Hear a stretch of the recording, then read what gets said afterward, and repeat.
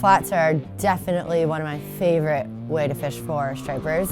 They behave so incredibly different on the flats than they do in other places that you fish for them, such as the rocks or rips. The cool thing about fishing in flats is like they don't live there, they're there to eat. So the chances of getting a fish on the flats is hard, but it's good, they're there to eat, they're not playing. Before I start fishing, I am observing the flat. So I'll get there right as the tide starts to change and I'm looking at the flat.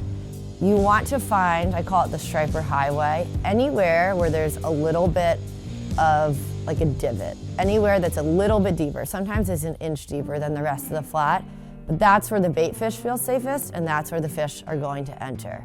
They come in that highway, the striper highway I call it. Stripers typically follow a pattern on the flats and it changes per flat, but usually it's like a clockwise rotation or counterclockwise rotation. And a lot of that has to do with the bottom. So first thing I'm doing is I'm identifying how I think the stripers are going to get in. And usually you'll see them school up and you'll see them follow this pattern again and again. You're trying to figure out where they'll go next. So they don't feel super safe on the flats, even though they are predators to many of the species up there.